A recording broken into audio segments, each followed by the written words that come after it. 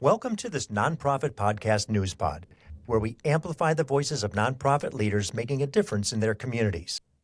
I'm joined by Colby Bell, financial services professional at New York Life, to share how a casual gathering of nonprofits for social sharing has now turned into the first annual Greater Sacramento Impact and Philanthropy Awards. Colby, welcome. Hey, thanks for having me, Jeff. Looking forward to talking to you about this because it's so neat to see that there is finally an awards event for our community nonprofits. Yes, I'm excited about it too, man. The nonprofits out here, you guys deserve it. So it's much needed. When we connected at a mixer that you were having last year, Mhm. it was clear you had a grander scheme for all of this. You wanted something more of it than just a social gathering or just people getting together and turning it into something more. And it looks like finally that has happened. How did it all come together? Yeah, man, it started my passion for helping nonprofits came about, man, probably 2 or 3 years ago. I had a client who was in the nonprofit space, and up until that point, I was unaware of all the work that they did to support the community. And it just was like somebody has to do something for these people and give them their flowers while they're here. And so that's kind of how I found myself in the space.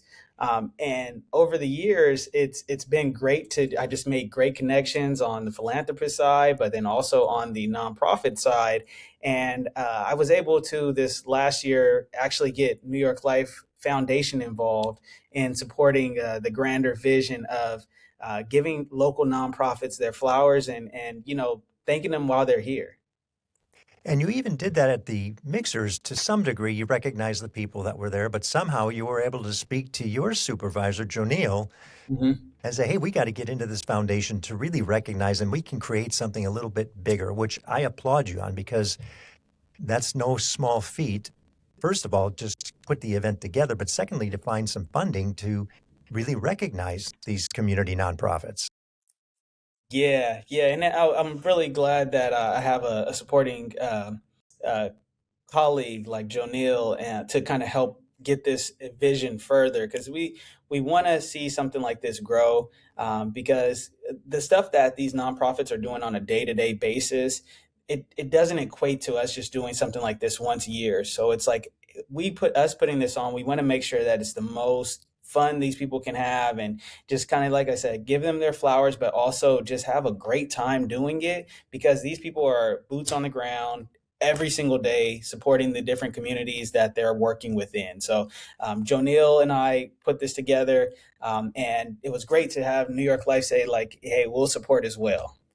I can't wait to get into some of the details. So these fun little gatherings have now morphed into the Greater Sacramento Impact and Philanthropy Awards. What's being awarded? What are you giving? Yeah, so we have a few different categories. Each category has three nominees.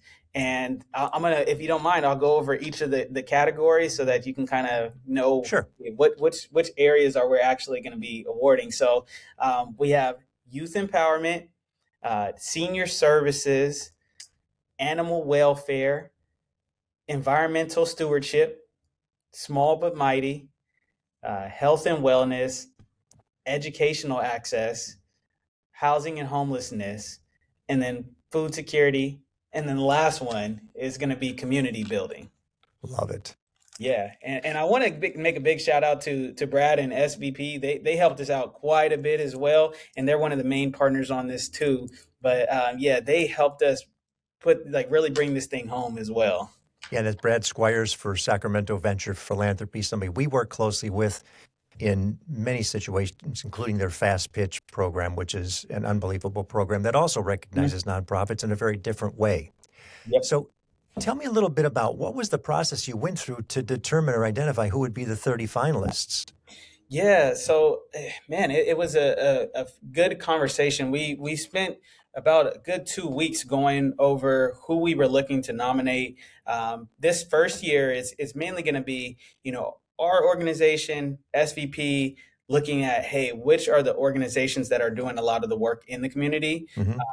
And these were the ones that stood out in these spaces. Now, I don't want people who didn't get nominated this year to not feel like, hey, we're doing work in this space. This is the first year of many. This is something we plan on growing. But yeah, we went over a vetting process between us all to just kind of say, who do we want as the initial nominees for the GSIP awards. But yeah, we're looking to, that's one area that we're actually going to be looking to expand upon, is maybe we're thinking about doing more of a community voting to get like, hey, who is the community choice for nominee this year or so. That's something that we're going to be expanding. But this current year, we had to vet it out ourselves though. Well, and understandable. It's the first year, and subsequent years always improve on the process. So it's exciting to know that there were 30 finalists. And then is what happens of those 30 finalists, they were sending out the application or the registration or the voting app so that people could then vote on those 30, and you would then decide the top 10 on vote getters for each of the categories. Correct. Top 3 for each of the categories, of the 10 categories, I should say. Yes. I was speaking with Brad a little earlier. I'm not even sure you were aware, 7,000 votes came in over that weekend, 2 weekends ago. That is crazy, man. The voting window was open for a short amount of time. So to get 7,000 votes is absolutely crazy. Just seeing how much people are involved with these local nonprofits, that's crazy. And I'm sure many of us had our emails blowing up that weekend. As you know, in our case, we've spoken to many of those. I'm sure Brad's email was, hey, vote for us, vote for us, vote for us. It made it difficult, but nonetheless fun. Yeah, no, it was exciting to hear. I last time I looked at it was 1900, and I was blown out of the water. 1900 is crazy, but 7,000, that's just unbelievable, actually. Extremely impressive first-year event that tells people are really engaged and they're interested. They want to see something happen. Yeah. And each category winner the amount is the same for each of the categories, correct? It's evenly divided over the 25,000. So it's $2,500 in unrestricted funds to that organization. Yeah. Yep. Yeah. So it's out of each category, since there's three nominees, one of them will win. And that person is going to receive, $2,500 directly from the New York Life Foundation.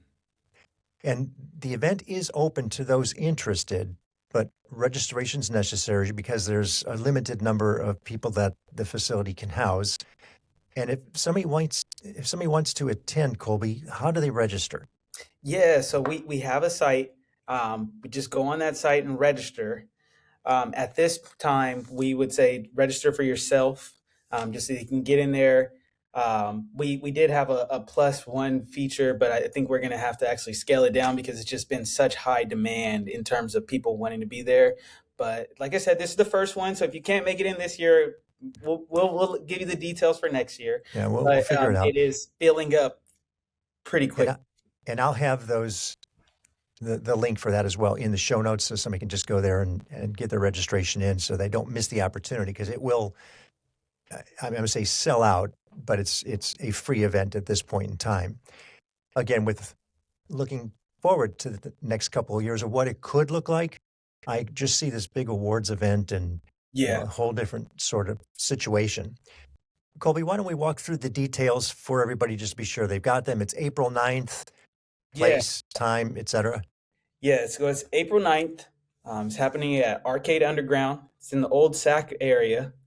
And it's going to be from 5:30 to 7:30 p.m.